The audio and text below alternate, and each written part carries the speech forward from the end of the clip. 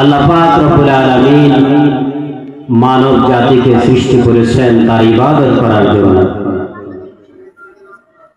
ইবাদত আল্লাহ রব্বুল আলামিন এর বাতানো পদ্ধতিতে করতে হবে। নিজের মন গড়া যদি করা হয় তাহলে সেই ইবাদত আল্লাহর দরবারে কবুল হবে না। আল্লাহ রাব্বুল আলামিন মানুষকে বানিয়েছেন তার বন্দেগী করার জন্য, দাসত্ব করার জন্য, গোলামি করার জন্য। আর এই গোলামিটাও কিভাবে করতে হবে সেটাও আল্লাহ রাব্বুল আলামিন আসমানি কিতাব এবং অসংখ্য নবী রাসূলকে পাঠিয়ে গোটা পৃথিবীর আগত সকল সমকালীন যুগের নবীগণ তাদের উম্মতদেরকে বলে দিয়েছেন এভাবে ইবাদত বন্দেগী করতে হবে। আমরা অনেক আছে যারা ব্যক্তি জীবনে কোরআন সুন্নাহকে ফলো করে কিন্তু সামাজিক জীবনে তার বাস্তবায়ন ঘটাতে চায় না। আবার অনেকে আছে সামাজিক জীবনে কোরআন সুন্নাহকে বাস্তবায়ন করতে চাইলেও রাষ্ট্রীয়ভাবে সেটাকে বাস্তবায়ন করতে চায় না। অথচ ব্যক্তি জীবন, পারিবারিক জীবন, রাষ্ট্রীয় জীবন সব জায়গাতেই কোরআনকে প্রতিষ্ঠিত করতে হবে, কোরআনের আইনকে বাস্তবায়ন করতে হবে। যদি আমার মধ্যে সেই চিন্তা চেতনা থাকে তাহলেই আমি পরিপূর্ণ মুমিন, অন্যথা আমি পূর্ণাঙ্গ মুমিন নয়। দারুল কোরআন মাদ্রাসার উদ্যোগে এই মাহফিল, এখানে কোরআন শিক্ষা দেওয়া হয়। মাদ্রাসা হচ্ছে রাসূলের ঘর, মসজিদ যেমন আল্লাহর ঘর, মাদ্রাসা হচ্ছে রাসূলের ঘর। মাদ্রাসার মধ্যে কোরআন সুন্নাহ শেখানো হয়। সামনে রমজান আসতেছে, আফসোস মুসলমানের সন্তান কোরআন পড়তে জানে না। কোরআন পড়া তো অনেক দূরের কথা, অনেক মুসলমানের ঘরে কোরআনের কপিও পাওয়া যায় না। এটা বড় আফসোসের বিষয়। অনেক মুসলমানের ঘরে কোরআনের কপি নেই, একটা সুন্দর কোরআন সেটাও নেই। আমি এক বাসাতে দাওয়াতে গিয়েছিলাম, বড় আফসোসের সাথে বলতে হয়, তো যে খাটের উপরে উলামায়ে কেরামকে খাবারের জন্য বসিয়েছিল ওই খাটের পাশেই ছিল ওনাদের খাবার রাখার যে সেলফ, খানাডুলি যেটার মধ্যে খাবার রাখা।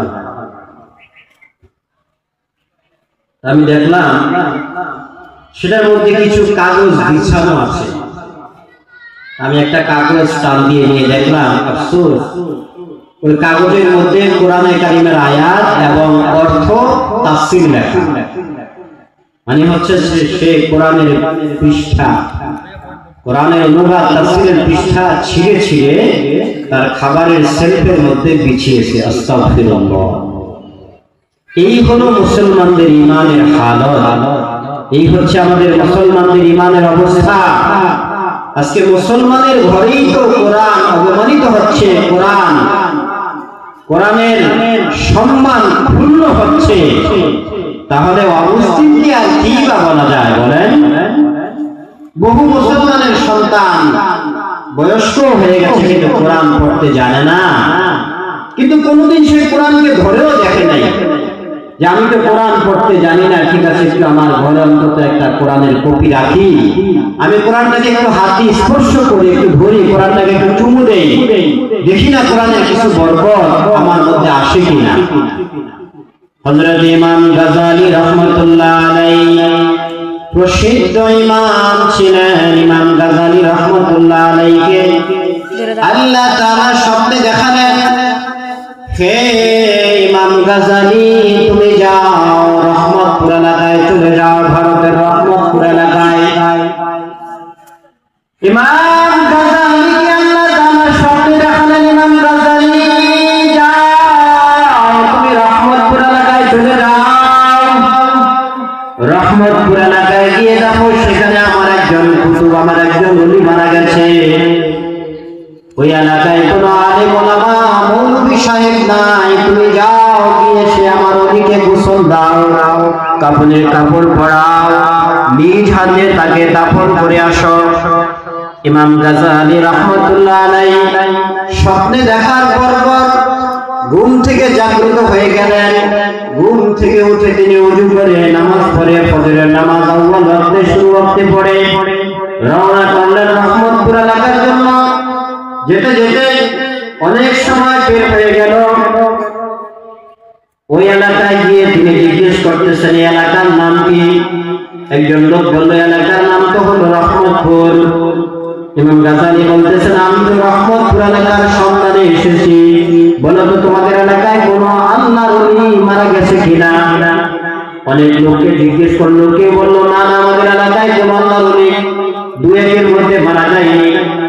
ইমাম গাজালি পরেশান হয়ে গেলেন, কি ব্যাপার এলাকার কেউ বলতে পারে না যে এলাকায় কোনো ওলি মারা গেছে কিনা, অথচ আল্লাহ তাআলা আমাকে স্বপ্নে দেখালেন তার কামেল একজন বান্দা মারা গেছে, যাকে গোসল দেওয়ার কাপড় পরানোর মতো দাফন কবরস্থ করার মতো কোনো আলেম এলাকায় নেই। আমার এই যে স্বপ্ন দেখলাম এটা তো কোনো মিথ্যা নয়। এরপরে তিনি অন্য একজন লোককে জিজ্ঞেস করলেন, হে ভাই বলো তো তোমাদের রহমতপুর এলাকার মধ্যে কোনো আল্লাহর ওলি মারা গেছে কিনা? সে বলল না না আমার জানা মতে এলাকায় কোনো আল্লাহর ওলি মারা যায় নাই, তবে গত রাত্রে এই গ্রামের শেষ প্রান্তে একটি ঝুপড়ি আছে যেখানে একজন কাঠুরিয়া বসবাস করে, সে কাঠুরিয়া মারা গেছে গত রাতে। ইমাম গাজালি জিজ্ঞেস করলেন কাঠুরিয়ার নাম কি বলো? ওই ব্যক্তি বলল কাঠুরিয়ার নাম হলো আব্দুর রহমান। ইমাম গাজালি রাহমাতুল্লাহ আলাইহি বললেন আমি তো আব্দুর রহমান নামক আল্লাহর ওলির সন্ধান করতেছি। ইমাম গাজালি রাহমাতুল্লাহ আলাইহি চলে গেলেন এলাকার শেষ প্রান্তে, গিয়ে দেখতেছেন আব্দুর রহমানের লাশ পড়ে আছে, তার বিবি পর্দারালের ঘরের মধ্যে কান্না করতেছে, সন্তানরা লাশের পাশে বসে কান্নাকাটি করতেছে। এলাকার দু চারজন মানুষ লাশের পাশে দাঁড়ানো। ইমাম গাজালি রাহমাতুল্লাহ আলাইহি নিজ হাতে আব্দুর রহমানের লাশে গোসল করালেন, নিজ হাতে কাফনের কাপড় পরিধান করিয়ে তিনি কবরের মধ্যে রাখলেন। ইমাম জানাজা পড়ালেন, কবরের মধ্যে রাখলেন। ইমাম গাজালি যখন ওই আব্দুর রহমানের লাশ কবরে রাখলেন, আব্দুর রহমানের লাশ কবরে রাখার সঙ্গে সঙ্গে কবরের থেকে সুঘ্রাণ আসতে শুরু হলো, কবরের থেকে সুগন্ধি আসা শুরু হলো। ইমাম গাজালি রাহমাতুল্লাহ আলাইহি বললেন আমি যে স্বপ্নে আল্লাহর ওলিকে দেখেছি এই আব্দুর রহমান যে সে আল্লাহর ওলি, এতে আর কোনো সন্দেহ নেই। ইমাম গাজালি রাহমাতুল্লাহ আলাইহি তাকে নিজ হাতে কবরস্থ করলেন, দাফনের কাজ সম্পন্ন করলেন।